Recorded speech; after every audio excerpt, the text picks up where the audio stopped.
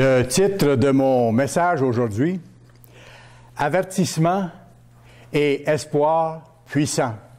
Avertissement et espoir puissant. En fait, le titre de mon message représente le livre de l'Apocalypse et ce que le livre de l'Apocalypse nous enseigne. Comme vous savez, c'est le dernier livre de la Bible, celui de l'Apocalypse, et il joue un rôle très important. Parce que dans ce livre-là, Dieu a révélé à l'apôtre Jean et lui a ordonné de l'écrire dans un livre tout ce qui allait survenir au temps de la fin, là où nous sommes rendus, juste avant le retour du Christ. Ce livre révèle l'avenir de l'humanité et en même temps l'avenir de la planète Terre au complet. C'est un livre, d'ailleurs, qui est très incompris. Très peu de gens comprennent ce que ça veut dire. Un certain nombre en parlent, le lisent certaines choses, mais ne comprennent pas vraiment ce qu'ils citent dans le livre de l'Apocalypse. On voit même dans les premiers versets du livre que seuls ceux qui sont appelés par Dieu à cette époque et que seuls ceux qui s'appliquent à vivre selon ses lois peuvent le comprendre réellement. Et voir ce que ça signifie. En comprendre les symboles, et les symboles qu'on voit à l'intérieur de ce livre-là sont expliqués par la Bible elle-même. Ce ne sont pas des explications humaines. Alors, seuls ceux qui font la volonté de Dieu comprennent vraiment le livre de l'Apocalypse.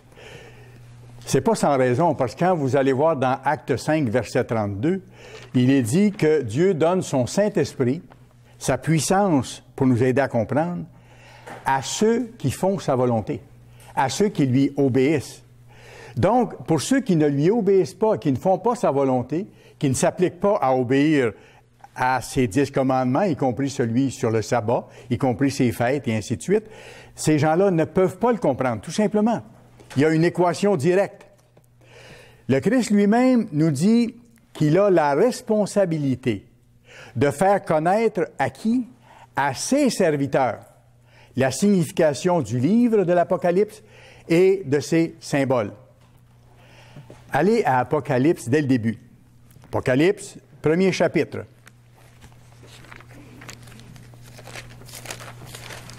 Apocalypse, chapitre 1, et on va lire versets 1 à 3, et on va identifier tout de suite la base de ce livre-là, d'où nous vient cette révélation et de quoi il s'agit. Révélation de Jésus-Christ que Dieu lui a donné pour montrer à ses serviteurs, comme je vous disais, pour montrer à ses serviteurs, à ceux qui lui servent, à ceux qui marchent dans ses voies, à ceux qui accomplissent son œuvre du temps de la fin, les choses qui doivent arriver bientôt. Et qu'il a fait connaître par l'envoi de son ange à son serviteur Jean, en parlant de l'apôtre Jean. Celui-ci a attesté la parole de Dieu. La parole de Dieu, c'était quoi à l'époque? La parole de Dieu, c'était l'Ancien Testament, parce que le Nouveau Testament n'était pas écrit. Alors, Jean a attesté la parole de Dieu qui était écrite, les textes anciens qu'ils avaient à l'époque, qui annoncent d'ailleurs la même chose, parce qu'on retrouve dans le livre de l'Apocalypse plusieurs éléments qui ont été annoncés par tous les grands prophètes et même les prophètes mineurs dans l'Ancien Testament. Le plan de Dieu, c'est un plan unique, et Dieu l'a révélé à travers toute l'histoire par ses serviteurs, et notamment au temps de la fin par l'apôtre Jean de façon très puissante dans le livre de l'Apocalypse. Celui-ci, donc Jean, a attesté la parole de Dieu, les écrits de l'époque, et le témoignage de Jésus-Christ, parce que Jean avait entendu le témoignage de Jésus-Christ et lui a rendu hommage, lui a rendu respect. Soit tout ce qu'il a vu, ce que Jean lui-même a vu, dont il a été témoin. Et regardez après le verset 3. Heureux, il y a une bénédiction extraordinaire là. Heureux celui qui lit quoi? Qui lit la Bible et qui lit les prophéties qui sont marquées ici. Heureux celui qui lit et ceux qui entendent les paroles de la prophétie et qui les comprennent, parce que s'ils les comprennent, c'est parce qu'ils s'efforcent d'obéir à Dieu. Et ils comprennent dans la même mesure où ils s'efforcent d'obéir à Dieu.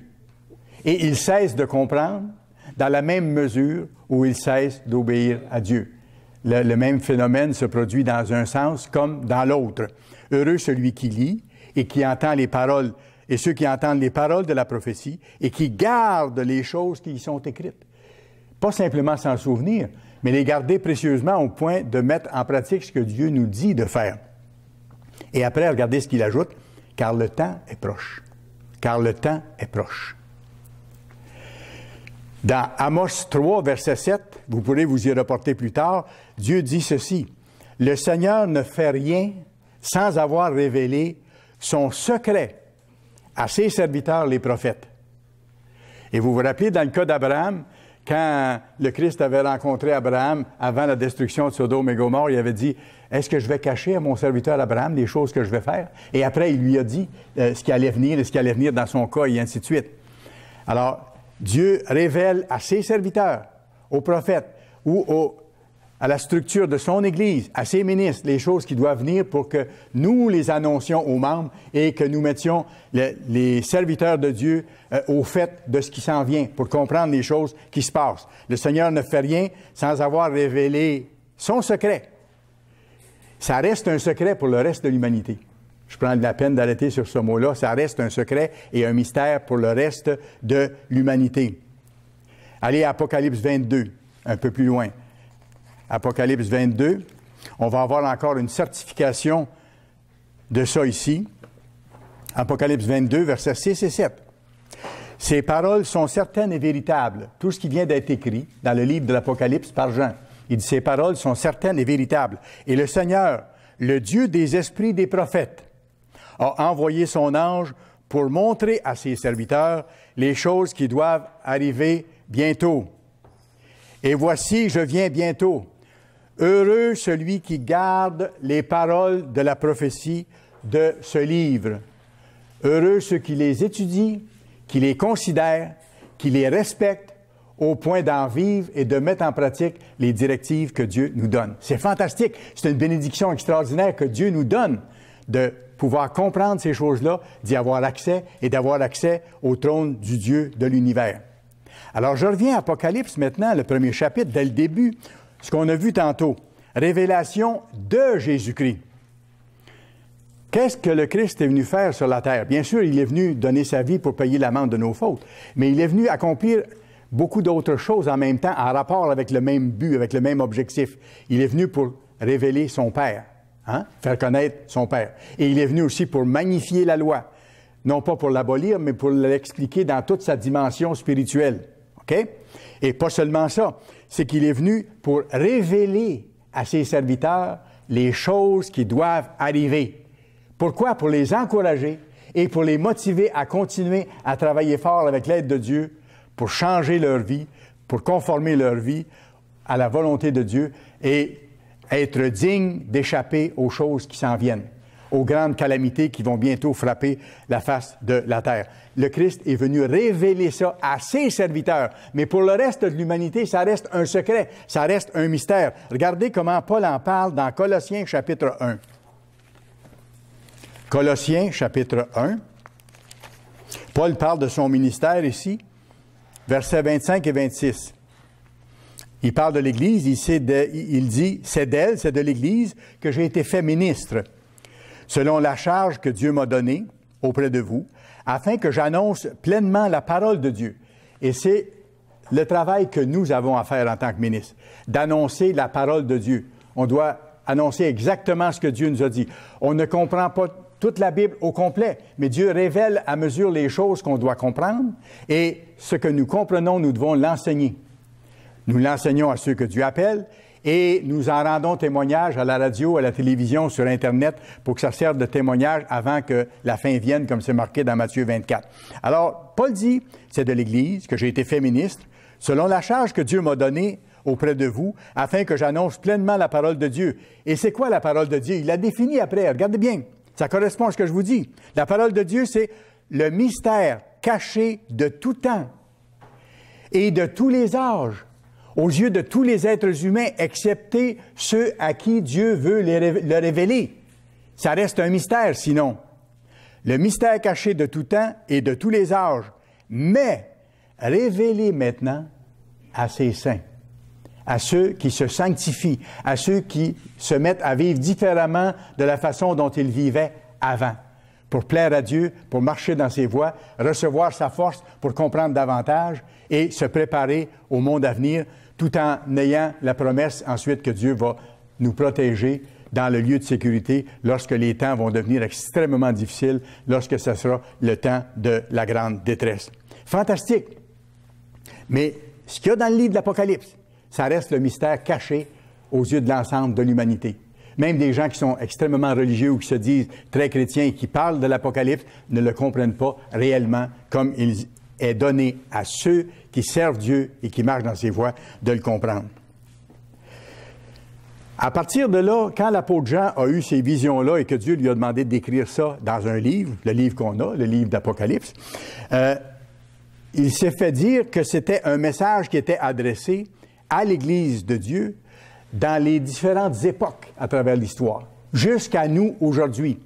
Ce que la Bible appelle les 7 églises dans l'histoire. Ce message-là est adressé aux 7 églises. Regardez Apocalypse 1, où on était tantôt, Apocalypse chapitre 1, et on va voir le verset 11 maintenant. Ce que tu vois, c'est ce que Dieu dit à l'apôtre Jean. Ce que tu vois, écris-le dans un livre et envoie-le aux 7 églises, à Éphèse, à Smyrne, à Pergame, à Thyatire, à Sardes, à Philadelphie et à Laodicée. À ce moment-là, ces 7 églises-là étaient des petites églises locales de Dieu qui étaient en Turquie. C'était un circuit postal. Mais ça représente les différentes étapes de l'Église dans l'histoire, à partir de la fondation de l'Église, au début de notre ère par le Christ, jusqu'à son retour. 7 étapes bien précises dans l'œuvre de Dieu ou dans l'Église de Dieu, si vous voulez. Et chacune de ces étapes-là a un état spirituel. Chacune de ces églises est caractérisée par un certain état spirituel. Et cet état-là, on la retrouve à différents moments donnés dans l'Église à travers les âges. Plus fortement à une époque, moins fortement à une autre, mais ce sont des mises en garde, ce sont des avertissements pour nous, de faire attention que ces faiblesses-là que le Christ a soulignées dans chacune des 7 églises ne soient pas notre lot et qu'on fasse attention de ce côté-là. Jésus nous dit d'apprendre les leçons qu'on a à tirer de chaque église. On va voir rapidement maintenant les descriptions de chaque église et les avertissements que ça comprend. Et celui qui nous révèle ça, comme on a vu dès le début du livre d'Apocalypse, celui qui nous révèle ça, le Christ décrit ainsi, par exemple, l'église d'Éphèse, Apocalypse 2, verset 4. L'église d'Éphèse, la première qui a existé après la fondation, ou à partir du moment de la fondation de l'Église. Qu'est-ce que le Christ dit à cette Église? La première étape dans l'histoire. Ce que j'ai contre toi, c'est que tu as abandonné ton premier amour. Et pour tous les chrétiens qui ont été appelés, c'est pas un grand nombre, là, mais tous les chrétiens qui ont été appelés au cours de l'histoire, et c'est vrai pour nous aujourd'hui, il faut faire attention de ne pas abandonner notre premier amour. Vous savez, lorsqu'on découvre la vérité de Dieu, lorsqu'on découvre son plan, qu'on réalise que Dieu existe, qu'on peut entrer en contact avec lui, qu'on peut voir nos fautes être pardonnées, qu'on peut passer par les eaux du baptême, qu'on peut recevoir à ce moment-là son Saint-Esprit en nous pour être capable d'avoir plus de force. Quand on découvre ça, on est emballé et on est prêt à tout abandonner pour la perle précieuse. Mais avec le temps, parfois, et l'usure du temps, cet enthousiasme-là, parfois, diminue et on peut être porté à laisser de côté de plus en plus notre premier amour. Et c'est ce que le Christ a reproché à l'Église du début, la première étape. Et c'est une leçon pour nous. C'est pour ça que je vous dis avertissement adressé à nous. Deuxième étape maintenant, l'Église de Smyrne. Il dit, parce que c'est une Église qui a été fortement persécutée. Je n'entrerai pas dans les détails. On a des articles là-dessus. Vous pourrez aller sur Internet et lire ces choses-là, voir ce qui est vraiment arrivé. Mais à la deuxième étape de l'Église dans le temps, l'Église de Smyrne, qui a été fortement persécutée. Qu'est-ce que le Christ dit dans Apocalypse 2, verset 10? Il dit à cette Église-là persécutée, « Sois fidèle. Sois fidèle. » Autrement dit, ne cesse pas d'être persévérant. Tiens bon, quelles que soient les circonstances. Et les circonstances sont souvent difficiles. Et à certains moments donnés, elles deviennent encore plus difficiles. Mais il dit, persévérer, parce que c'est celui qui va persévérer jusqu'à la fin qui sera sauvé, comme c'est marqué dans Matthieu 24. Alors, à cette Église-là, le Christ a dit, sois fidèle jusqu'à la mort. et je te donnerai la couronne de vie. Tu auras la vie éternelle si tu persévères. Troisième église, troisième étape dans l'histoire, Pergame. Ça, c'est l'église du compromis. Cette église-là, quand on regarde les textes, on voit qu'elle tolérait l'immoralité sexuelle. Et Jésus leur dit, « Repens-toi donc. Sinon, si tu ne changes pas, se repentir, c'est arrêter de pratiquer le péché, la transgression des lois et commencer à vivre selon Dieu.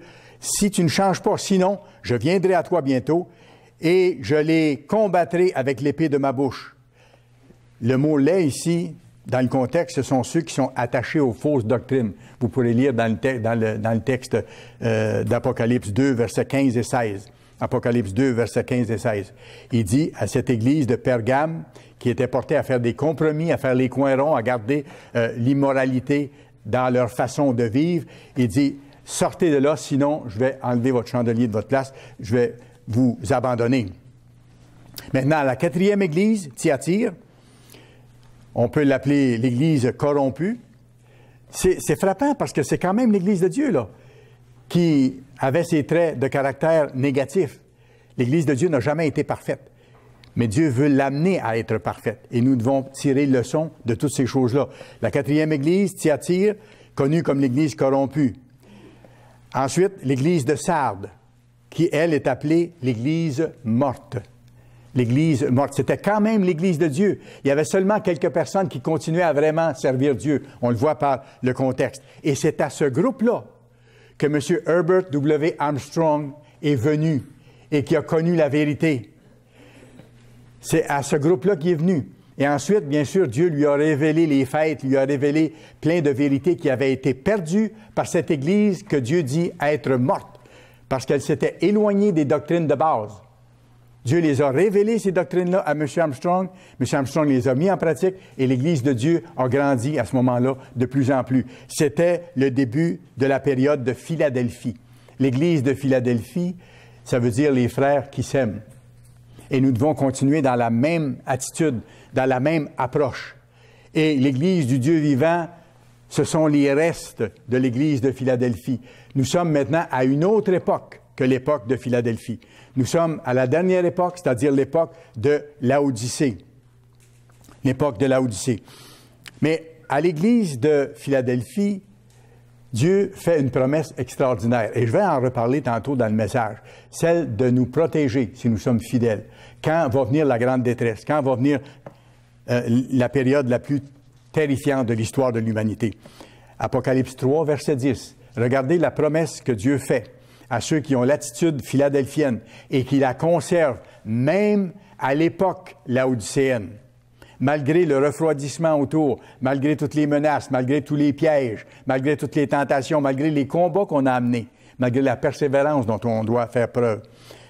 Il dit ceci à l'Église de Philadelphie ou à ceux qui ont l'attitude philadelphienne, parce que tu as gardé la parole de la persévérance en moi. Parce que tu as gardé la parole de la persévérance en moi. Je te garderai aussi, je te protégerai à l'heure de la tentation, à l'heure de la détresse qui va venir sur le monde entier pour éprouver les habitants de la terre.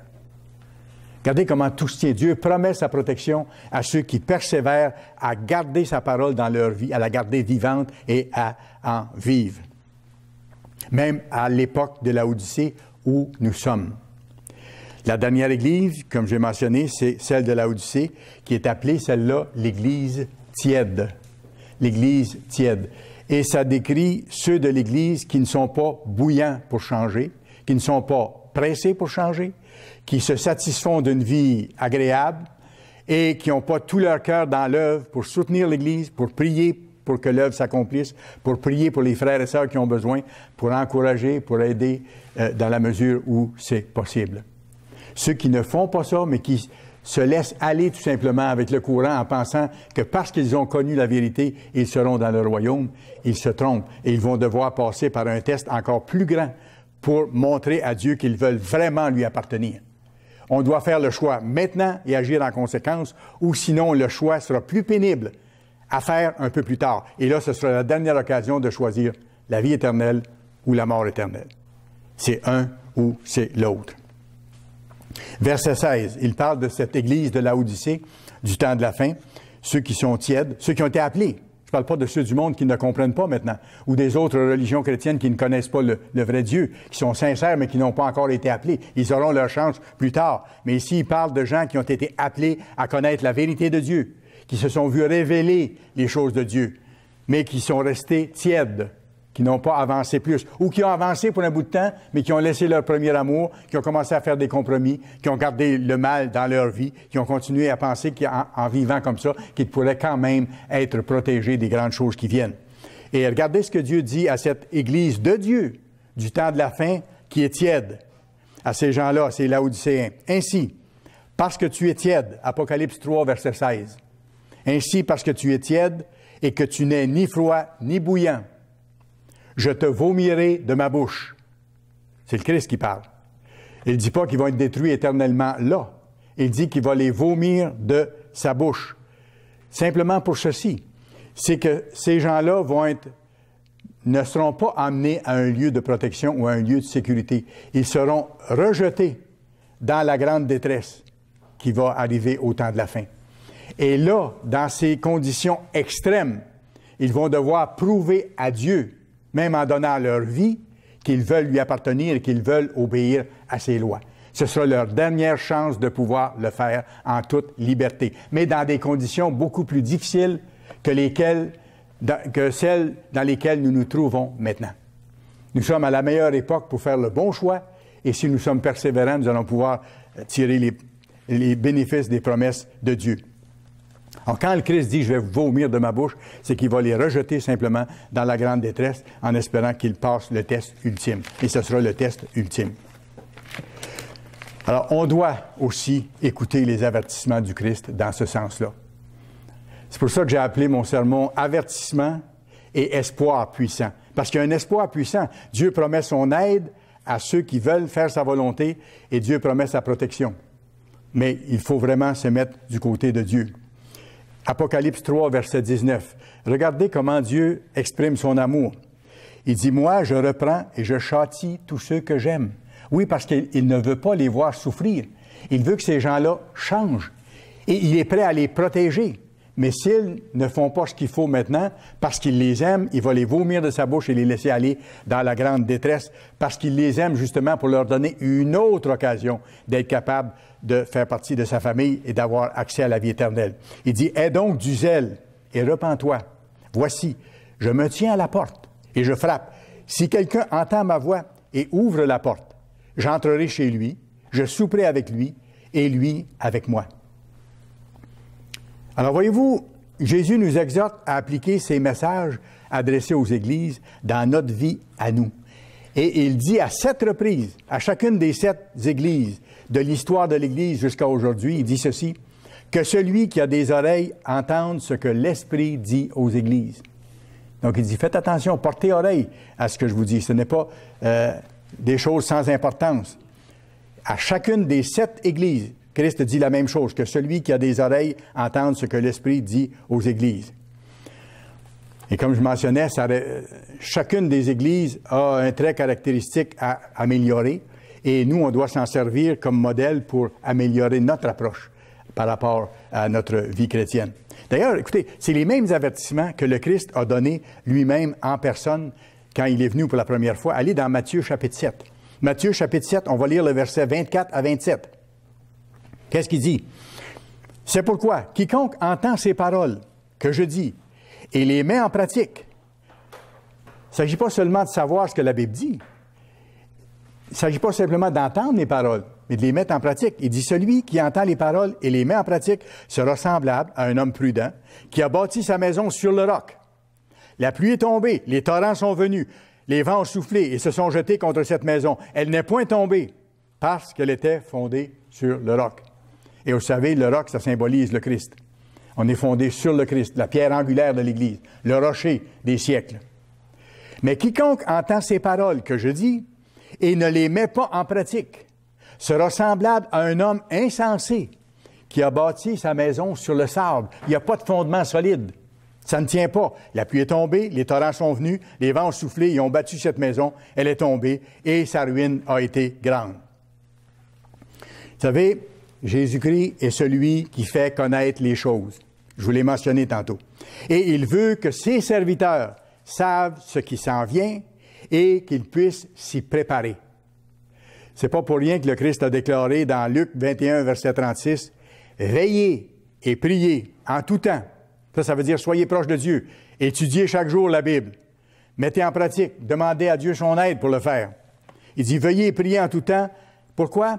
Afin d'avoir la force, ou dans certaines versions, d'être jugé digne, d'échapper à toutes ces choses qui s'en viennent, la grande détresse, et de paraître debout devant le Fils de l'homme. Ça veut dire quoi, paraître debout devant le Fils de l'homme? C'est être encore vivant. Si je parais encore debout aujourd'hui, c'est parce que je suis encore vivant. Dans la vision de Jean, c'est le Christ. Jean a eu une vision. Il l'a écrit dans le livre de l'Apocalypse. Et dans cette vision-là, c'est le Christ qui ouvre chacun des 7 sceaux du rouleau. Et chacun des 7 sceaux révèle des étapes majeures qui s'en viennent dans l'histoire du monde. Apocalypse 5. Je ne développerai pas, mais je veux juste situer ça comme il faut.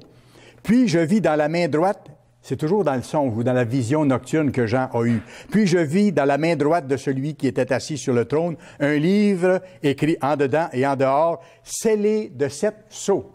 Comme ces livres anciens où il y avait des sceaux à chaque fois qu'il y avait un tour de fait dans la peau ou dans le manuscrit qui était tourné autour du rouleau. Et pour lire ce qu'il y avait en dedans, il fallait enlever les sceaux et ensuite lire ce qu'il y avait à l'intérieur. Alors, on voit que c'est le Christ ici. On va le voir un peu plus loin. Il y avait ces 7 sceaux-là. Et regardez le verset 9. Un peu plus loin que le début. « Tu es digne de prendre le livre et d'en ouvrir les sceaux. » On parle du Christ ici. « Car tu as été immolé et tu as racheté pour Dieu par ton sang des hommes de toute tribu, de toute langue, de tout peuple et de toute nation. Et tu as fait d'eux un royaume et des sacrificateurs pour notre Dieu et ils régneront sur la terre. » Tout ça était dans le plan de Dieu. Alors, dans la vision de Jean, il a vu ce rouleau-là et il a vu l'agneau immolé de Dieu qui, lui, avait l'autorité pour ouvrir chacun des 7 sceaux en question. D'ailleurs, je vous invite, j'en ai profité pour regarder ça en préparant mon sermon aussi. Si vous ne l'avez pas lu encore, lisez cette brochure-là qui s'appelle « Le mystère révélé de l'Apocalypse ». Si vous l'avez lu, relisez-la. Analysez-la à nouveau, prenez le temps. Après le sermon d'aujourd'hui, vous allez mettre ensemble les morceaux des événements qui s'en viennent et c'est tellement encourageant de le faire. Vous savez, le thème principal du livre de l'Apocalypse, vous savez c'est quoi? C'est ce qu'on appelle le jour du Seigneur. Mais le jour du Seigneur, contrairement à ce que l'ensemble du monde pense, ce n'est pas un jour de la semaine. Ce n'est pas le dimanche. D'ailleurs, le jour du Seigneur, ce n'est pas le dimanche, c'est le 7e jour, c'est le sabbat qui n'a jamais changé. OK? Mais le thème principal de l'Apocalypse, c'est ce qu'on appelle le jour du Seigneur. Et c'est une année dans le plan de Dieu, et c'est la dernière année juste avant le retour sur terre de Jésus-Christ, comme on va voir tantôt. Apocalypse 1, verset 10, qu'est-ce que Jean dit? L'apôtre Jean écrit, « Je fus saisi par l'Esprit au jour du Seigneur. » Alors, dans son songe, Dieu lui a donné de voir ce qui allait se passer à ce moment-là, au jour du Seigneur. Et j'entendis derrière moi une voix forte, comme le son d'une trompette. Alors, Jean parle ici de la principale époque prophétique dont il va être question dans le reste du livre. Une époque appelée le jour du Seigneur qui va, comme je dis, culminer au moment du retour du Christ sur la terre en tant que roi des rois et seigneur des seigneurs pour établir le gouvernement de Dieu et ses lois sur l'ensemble de la terre. Et à ce moment-là, ceux qui ont été fidèles jusque-là auront la responsabilité d'enseigner le reste des autres êtres humains. Les fausses religions seront bannies. Il y aura une seule vérité. Il n'y aura plus de guerre. Je n'entrerai pas là-dedans, mais ce sera un changement total de société, comme c'est promis dans les pages de la Bible. Et comme on va célébrer, quand on va aller, bientôt, à la fête des tabernacles. Parce que la fête des tabernacles représente le millénium, le 1000 ans, le premier 1000 ans de paix sur la terre sous le règne de Christ et de ses serviteurs qui ont été fidèles jusqu'au bout. Le jour du Seigneur, il est annoncé, lui, par le 6e de ses sceaux. Il y a 7 sceaux sur le rouleau, et au 6e de ces sceaux, ça annonce le jour du Seigneur. Il s'agit, à ce moment-là, de signes dans le ciel, dans les astres, de signes célestes ou de dérèglements cosmiques, si vous voulez, qui vont choquer les gens sur la terre. On le voit dans Apocalypse 6, verset 12. Apocalypse 6, verset 12 à 17. « Je regardai quand il ouvrit le 6e sceau. Et il y eut un grand tremblement de terre. Le soleil devint noir comme un sac de crin, la lune entière devint comme du sang, et les étoiles du ciel tombèrent sur la terre comme des figues vertes d'un figuier secoué par un vent violent. Le ciel se retira comme un livre qu'on roule, et toutes les montagnes et les îles furent remuées de leur place. Les rois de la terre, les grands, les chefs militaires, les riches, les puissants, tous les esclaves et les hommes libres se cachèrent dans les cavernes et dans les rochers des montagnes. Et ils disaient aux montagnes et aux rochers, « Tombez sur nous et cachez-nous devant la face de celui qui est assis sur le trône, devant la face du Christ, de l'agneau qui revient, parce que c'est le jour de la colère de l'agneau. Devant la colère de l'agneau, car le grand jour de sa colère est venu, et qui peut subsister? » Allez à Sophonie, s'il vous plaît, chapitre 1. Sophonie, chapitre 1.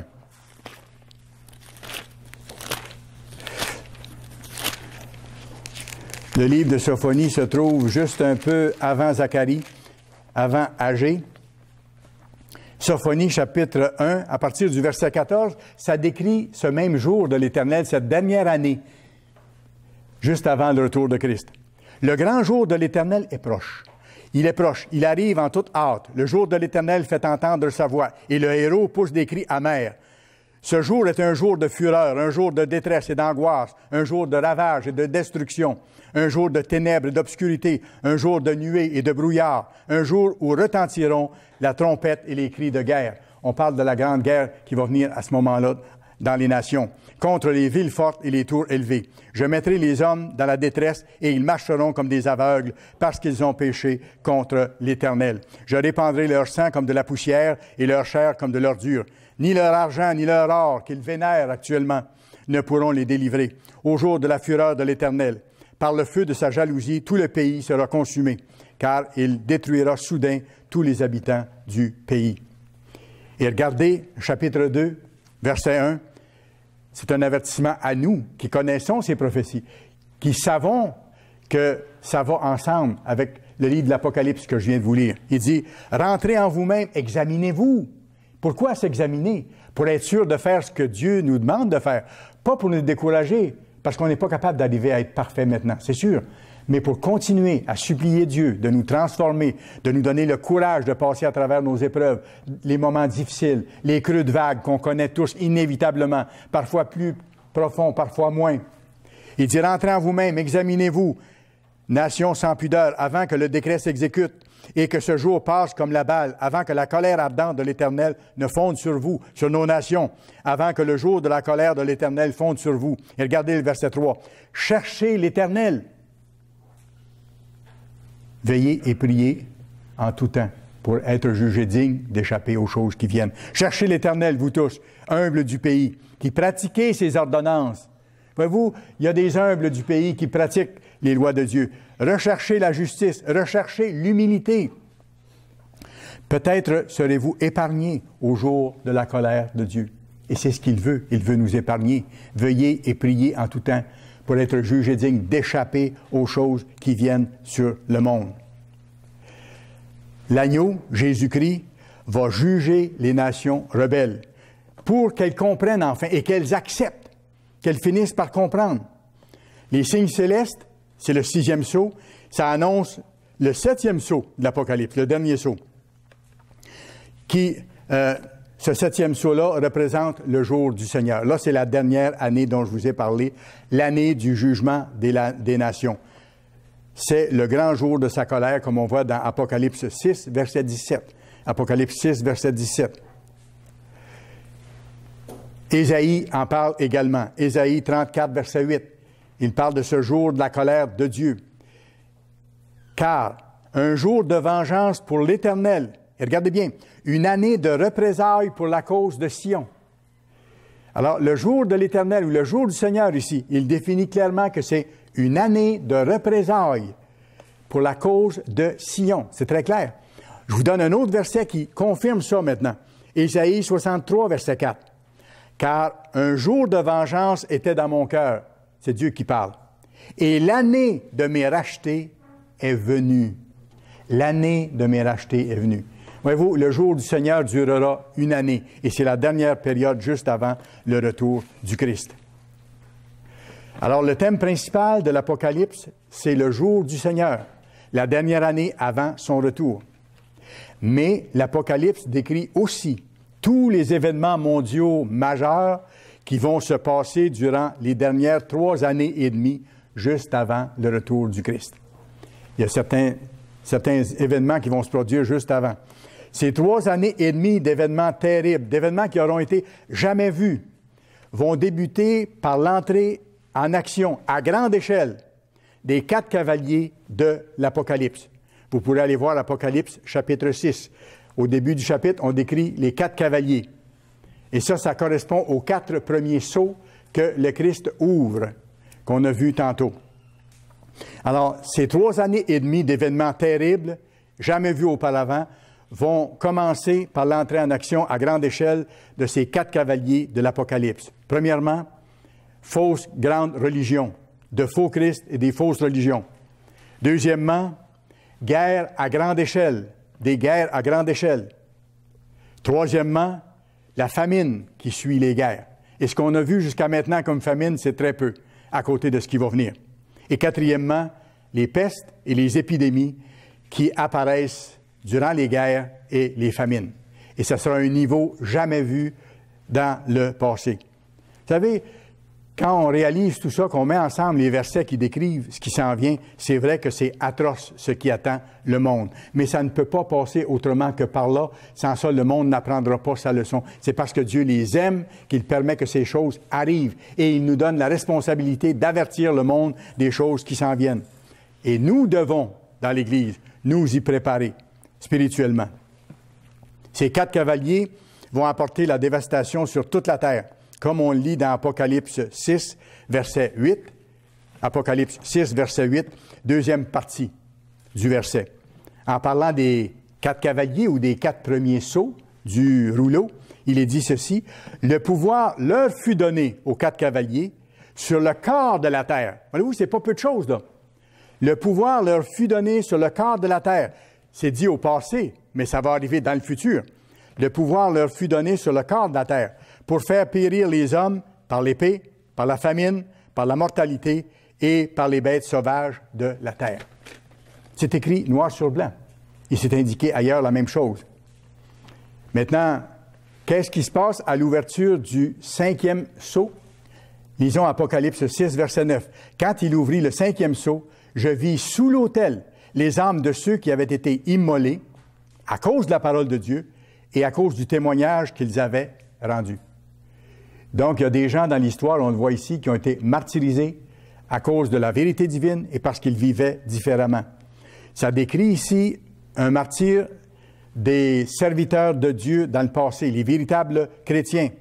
Vous vous rappelez qu'au 1er siècle, l'empereur Néron a persécuté et férocement fait tuer les chrétiens. Je vous donne des éléments historiques ici. Il y a une grande persécution des saints qui a eu lieu et qui va se reproduire au temps de la fin, comme le 5e sceau nous l'indique. Jésus a prédit cette tribulation dans Matthieu 24, verset 9. Dans Matthieu 24, dans ce chapitre-là, il dit à ses disciples qu'est-ce qui doit arriver juste avant son retour. Il dit « Alors on vous livrera au tourment. » Le « vous », c'est qui?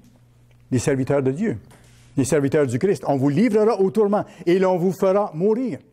Et vous serez haïs de toutes les nations. Pourquoi? Parce qu'on ne vivra plus comme les nations du tout. Et les nations vont être encore plus plongées dans le mal qu'elles le sont maintenant. Donc, nous serons encore plus différents du monde autour de nous. Alors, on vous livrera au tourment et l'on vous fera mourir et vous serez haïs de toutes les nations à cause de mon nom. Les chrétiens, les vrais chrétiens. Maintenant, on peut voir de qui il s'agit. Je reviens là-dessus. On les voit décrits, ceux qui vont passer par ce martyre-là dans Apocalypse 12. Apocalypse 12 et le verset 17 ici. Le dragon, on sait que c'est Satan, le diable, qui est en arrière-scène de l'histoire humaine et qui va agir avec plus d'intensité au temps de la fin. Verset 17. « Et le dragon fut irrité contre la femme, c'est-à-dire contre l'Église, et il s'en alla faire la guerre au reste de sa postérité, à ceux qui gardent les commandements de Dieu et qui ont le témoignage de Jésus. » Voici les Laodicéens que je vous parlais tantôt.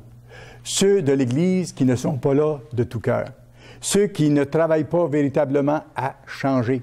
Ceux qui ne s'appliquent pas à soutenir l'œuvre de Dieu et à devenir vraiment chrétiens de tout cœur. Dieu va leur donner une dernière chance d'affronter cette épreuve-là et même de devoir donner leur vie. Alors, c'est ceux-là qui subiront, pour ainsi dire, ce martyre qui est annoncé dans les textes. Ils vont devoir offrir leur vie en tant que martyrs pour prouver à Dieu qu'ils veulent lui appartenir. Alors que les Philadelphiens, ceux qui persévèrent, même s'ils ne sont pas parfaits, à changer, à soutenir l'œuvre, à s'aider les uns les autres, eux auront eu le bonheur d'être amenés à un lieu de sécurité pour être protégés. On le voit au verset 13 et 14. Quand le dragon, en parlant de Satan, quand le dragon vit qu'il avait été précipité sur la terre, il poursuivit la femme, l'Église. Il poursuivit la femme qui avait enfanté le Fils. Et les deux ailes du grand aigle, c'est un symbole de protection. Et les deux ailes du grand aigle furent données à la femme. Pourquoi? Afin qu'elle s'envole au désert vers son lieu où elle est nourrie un temps, des temps et la moitié d'un temps, loin de la face du serpent.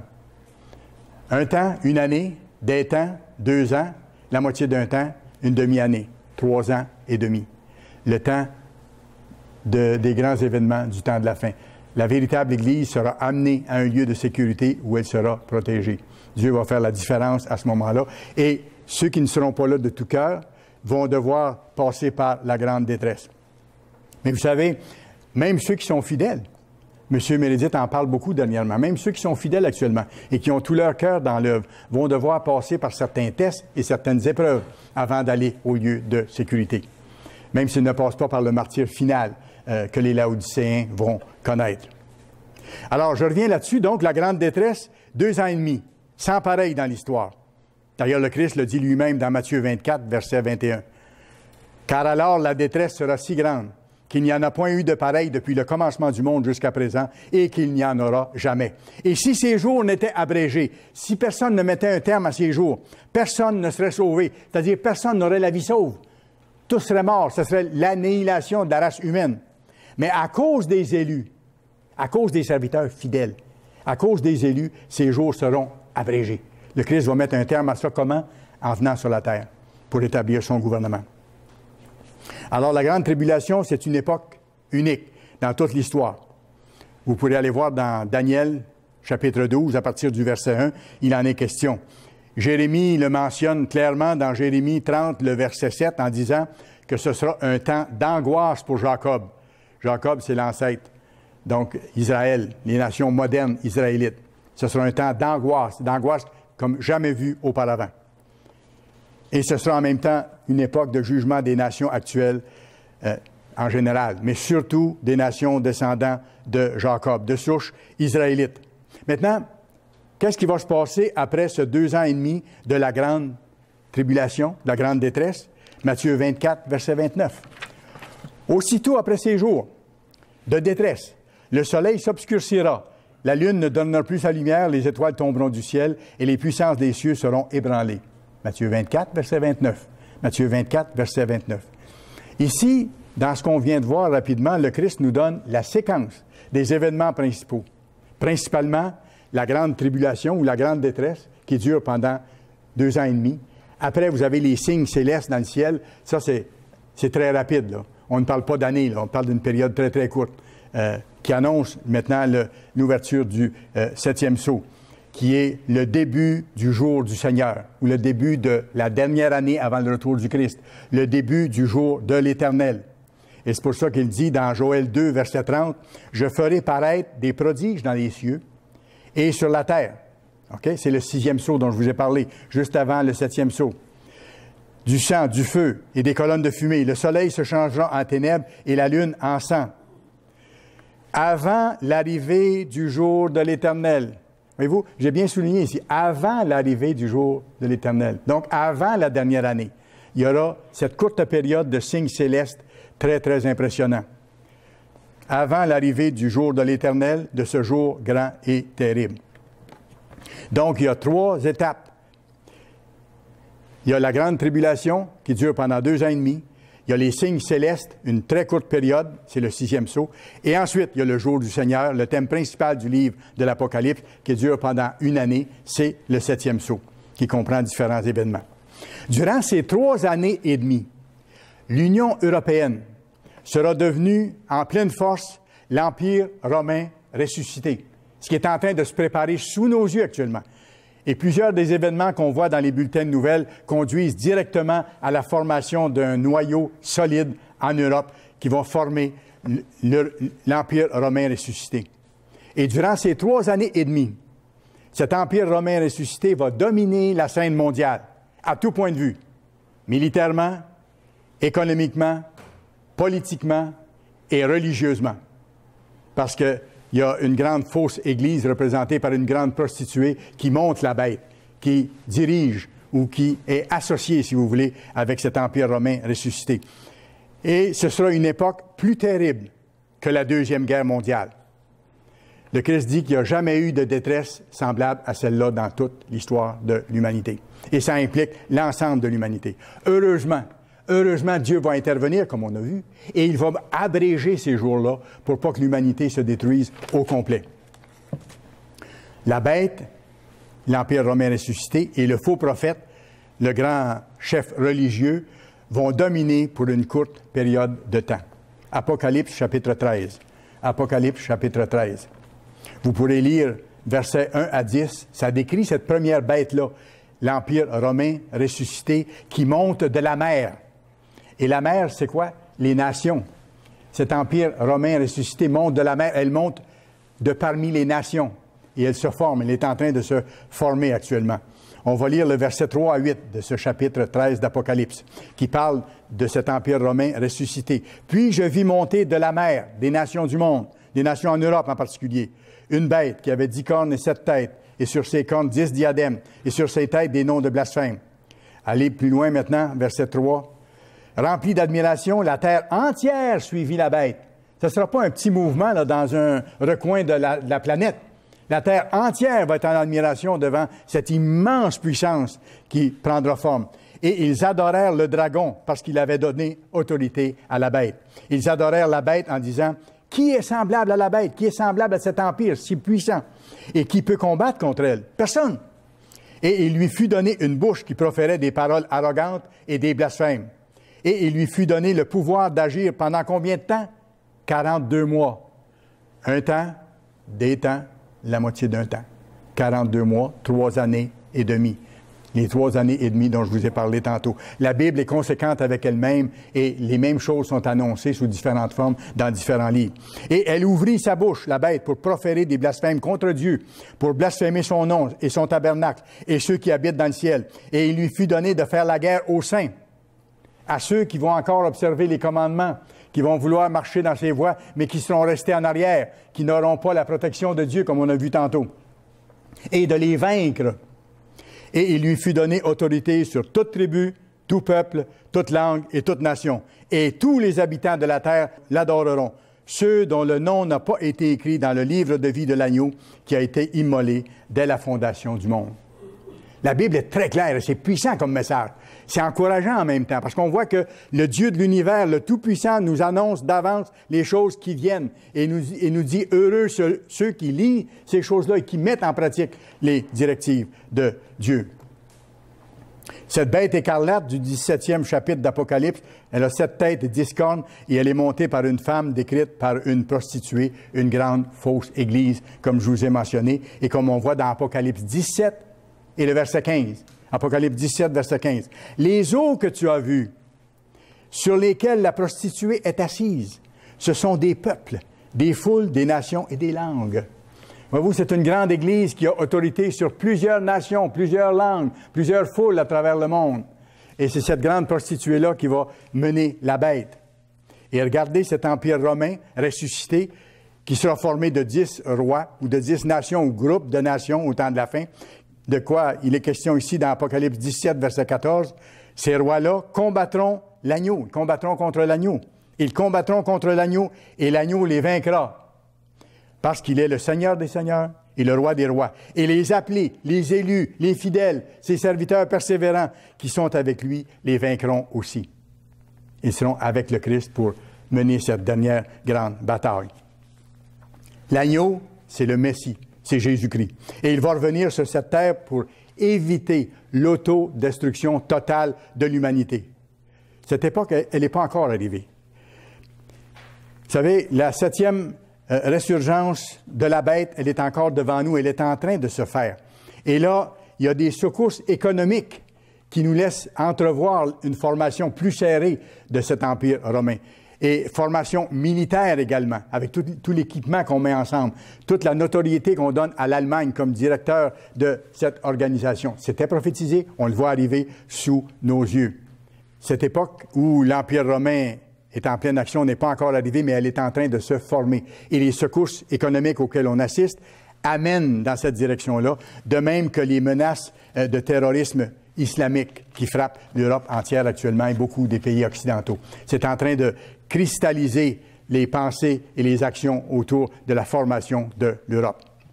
Vous savez, on prie chaque jour, on demande chaque jour. Et quand on regarde les nouvelles, avec de plus en plus de zèle, en disant que ton règne vienne. Mets fin aux souffrances. C'est horrible de voir à quel point les gens souffrent partout, même dans nos pays nantis. Il y a des horreurs épouvantables ici, il y a des douleurs terribles qui se vivent. Même si c'est dans des pays économiquement nantis, il y a beaucoup de souffrances. Mais dans les autres pays, c'est encore pire. Et de d'autres façons. Au moment où nous, on est en paix pour célébrer ce Saint Sabbat, d'autres de nos frères sont dans des conditions extrêmement difficiles et doivent faire absolument attention. Des gens sont décapités, des gens sont tués, on les dépouille. Il y a des gens qui essaient de survivre en traversant la Méditerranée en espérant une vie meilleure et ils tombent dans des situations encore pires parfois, quand ils ne meurent pas en cours de route. C'est effroyable. Ce sont les secousses préparatoires au temps de l'accouchement. Ce sont simplement les premières secousses. Imaginez ce que les choses seront dans le futur. Chaque jour, on dit que ton règne vienne. Et vous comprenez pourquoi on dit avec plus d'intensité encore, fait que ça arrive au plus tôt. Aide-nous à finir le témoignage qu'on doit rendre aux nations pour que la fin vienne. Parce que c'est marqué dans Matthieu 24, versets 13 et 14, cette bonne nouvelle du fait qu'il y a un gouvernement mondial sous Dieu, sous le Christ qui sera établi sur la terre. Cette bonne nouvelle, elle doit être annoncée à toutes les nations, pas pour les convertir, pour servir de témoignage. Alors viendra la fin. Et c'est notre rôle, c'est notre responsabilité. Et nous sommes tout proches d'atteindre l'objectif dans ce sens-là. Les jours devant nous sont mauvais. Même ceux autour de nous aujourd'hui sont mauvais. Mais les jours devant nous seront encore plus mauvais. Mais bientôt, il y aura une proclamation merveilleuse qui va être faite. Apocalypse 11, verset 15. Le 7e ange sonna de la trompette. Il y eut dans le ciel de fortes voix qui disaient « Le royaume du monde est remis à notre Seigneur et à son Christ, et il régnera au siècle des siècles. » Voici la proclamation du début du règne de Dieu sur la terre. Et comme c'est marqué à Ésaïe 9, verset 6, qu'est-ce que le Christ va faire? Ésaïe 9, verset 6, donner à l'empire divin, l'empire mondial, de l'accroissement et une paix sans fin au trône de David et à son royaume. L'affermir et le soutenir par le droit et par la justice, dès maintenant et à toujours. Est-ce que des humains peuvent faire ça? Absolument pas. Et regardez ce qu'il dit après. Voilà ce que fera le zèle de l'Éternel des armées, du Tout-Puissant. Seul lui est capable de faire ces choses-là.